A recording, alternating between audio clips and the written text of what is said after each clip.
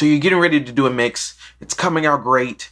Everything's going the way you want it to go. And you add that final mixing plugin on your mix bus and you get the pop-up window. I need you to say this with me. Select-based processing. You know we gonna make it fresh.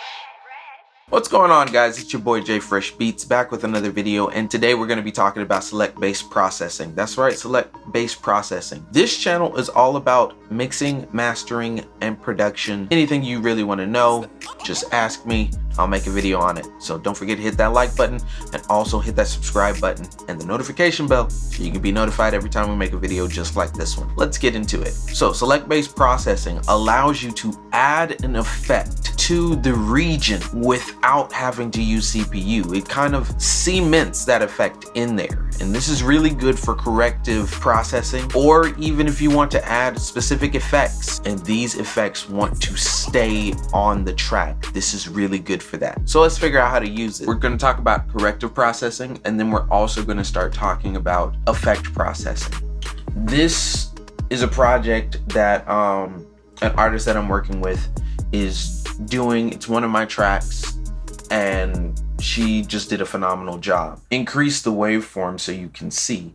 There are certain pieces in there that I don't necessarily want. Like, this is dead space, this is noise, this is noise. So really what I would do is I'd get to my corrective processing. So this is how we get to it. We're gonna double click on it, and when you double click on it, you go to the functions, and right there, select based processing. You can also press Option Shift P for select based processing if you don't want to go there. And then this window is going to pop up. This window is basically like your audio suite that you would see in Pro Tools. This is your audio suite. You have plugins A or B. You can decide whether you want it on the A side or the B side. Add an effect tail, add some gain, whatever you want to do to it. So what I'm going to do here is I'm just going to solo this voice, and I'm going to go to waves, and we're going to go to NS1. All right, so we're at NS1. NS1 is a noise suppressor, and that's really what it is. There's some noise in there that I really want to take out. So usually what I do is I go to about 50 here, a little above 50. I'm at like 53.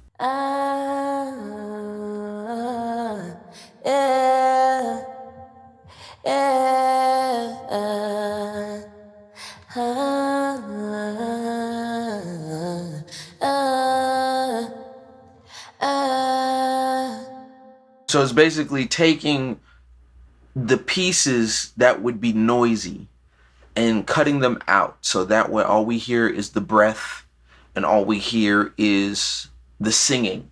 The only thing I'm going to do to correct this vocal is I'm going to go to a channel EQ, and I'm going to actually look at what I can take out and what I can't take out.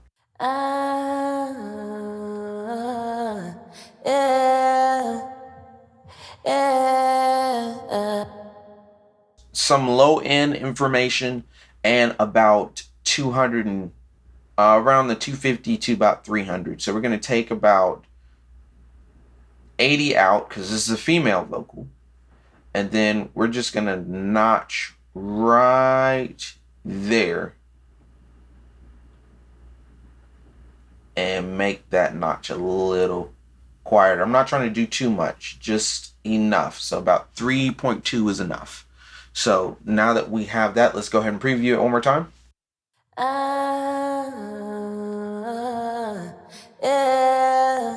So that took away some of the muddiness that was in the vocal, and I'm just going to press apply. Like, do you see that noise that would have been in here in the file? There's no noise. It's quiet. And that's what we want.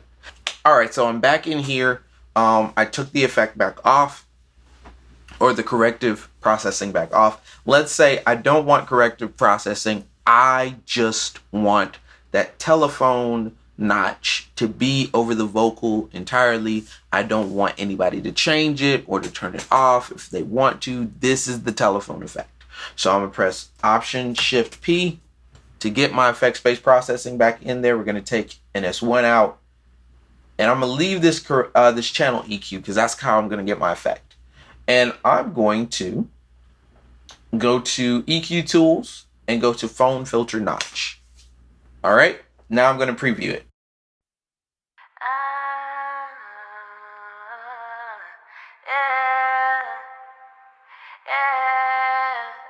All right, so now that effect is on there. I'm gonna press apply. Now we have the phone notch filter that is on there. So even if I played regularly,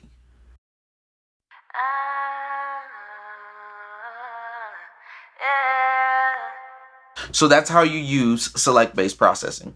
All right, guys, I hope this helps you a lot in your mixing or mastering endeavors. The select-based processing is a powerful tool. It's really kind of like Audio Suite. A lot of people use Audio Suite and Pro Tools. Logic, we have that too. So don't think that they have something that we don't. Logic, we have some powerful tools that we just have to dive in and look at. If you like this video, please leave a like, leave a comment, also subscribe. Let me know if you like videos like this or if you want more videos just like this.